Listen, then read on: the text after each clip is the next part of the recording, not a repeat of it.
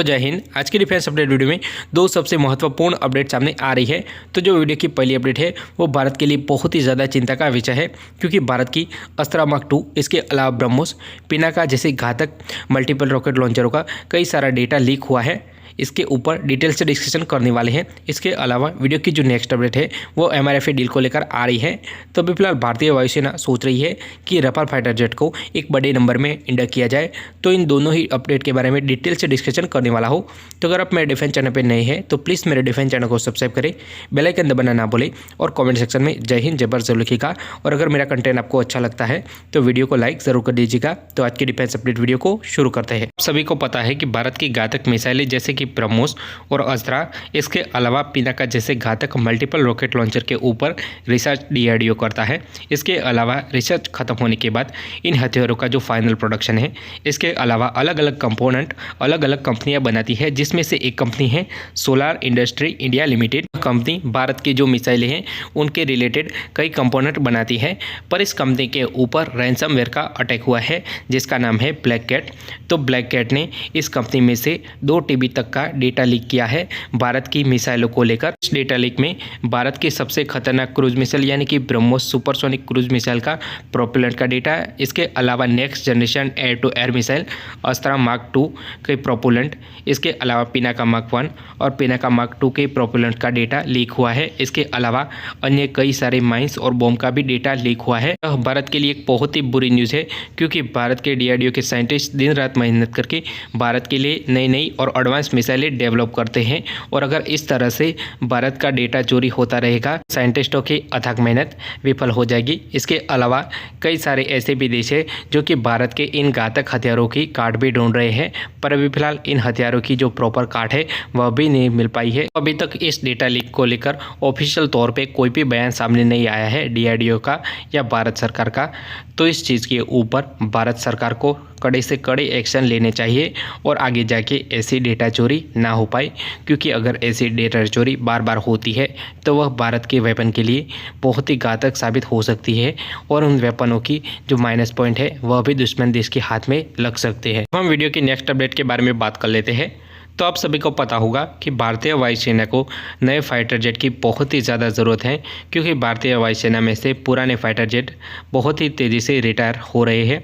इसके अलावा भारतीय वायुसेना की स्क्वाड्रन स्ट्रेंथ भी लगातार गिर रही है।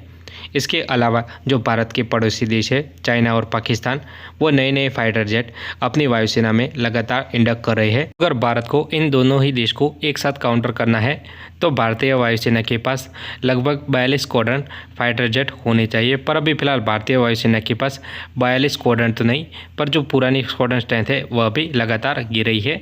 तो अभी फिलहाल भारतीय वायुसेना सोच रही है कि जो रफाल फाइटर जेट है उसके ही एडिशनल ऑर्डर को दे दिया जाए। MRFA डील को लेकर भी कोई फाइनल डिसीजन नहीं आ रहा है, और इससे पहले भी जो MMRC 1 डील थी उसमें भारतीय वायुसेना ने इन सभी फाइटर जेट को इवेल्युएट भी किया था। तो उन सभी फाइटर जेट में भारतीय वायुसेना को रफाल फाइटर जेट बेस्ट लगा था। इसके अलावा MRFA डील में सिर्फ 2 ही नई फाइटर जेट की एंट्री हुई है, जिसमें है एक रशिया का Su-35 और दूसरा अमेरिका का F-50EX। दोनों ही नए फाइटर जेट एक हैवी कैटेगरी के फाइटर जेट है। पर अभी फिलहाल भारतीय वायुसेना में सुखोई 30 MK के स्वरूप में हैवी कैटेगरी का फाइटर जेट एक बड़े नंबर में मौजूद है। तो भारतीय वायुसेना हैवी कैटेगरी के फाइटर जेट को नहीं परचेज करेगी। इसके अलावा जो बाकी के बचे फाइटर जेट है उनको तो भारतीय वायुसेना ने पहले ही चेक कर लिया है। तो MRFA डील में इतनी ज़्यादा देरी क्यों हो रही है? कई बार आपके भी मन में सवाल उठ रहे होंगे कि MRFA डील को इतना ज़्यादा लंबा ना खींच के रफाल फाइटर जेट को ही बड़े नंबर में परचेज कर लेना चाहिए, क्योंकि भारतीय नौसेना भी अभी फिलहाल रफाल M फाइटर जेट को परचेज करने वाली है। इसके अलावा पहले से ही हमने 36 रफाल फाइटर जेट को तो परचेज कर लिया है। भारतीय वायुसेना को भी एडिशनल 36 रफाल फाइटर जेट का ऑर्डर दे देना चाहिए, क्योंकि नेवी के रफाल फाइटर जेट, इसके अलावा भारतीय वायुसेना 36 रफाल फाइटर जेट का ऑर्डर देती है तो भारत का जो सपना है मेक इन इंडिया का पूरा हो सकता है, क्योंकि एक बड़े नंबर में रफाल फाइटर जेट को परचेज करने से फ्रांस रफाल फाइटर जेट को भारत में बना सकता है। पर छोटे छोटे ऑर्डर देने की वजह से रफाल फाइटर जेट को भारत में बना पाना बहुत ही मुश्किल हो सकता है। अभी फिलहाल भारतीय वायुसेना इस चीज़ के ऊपर विचार कर रही है कि एडिशनल 36 रफाल फाइटर जेट को परचेज कर ली जाए, जिसकी वजह से जो भारतीय वायुसेना की स्क्वाड्रन स्ट्रेंथ लगातार गिर रही है उसको एक सहारा मिल सके। अब हम एक और एक्स्ट्रा टॉपिक के ऊपर डिस्कशन कर लेते हैं।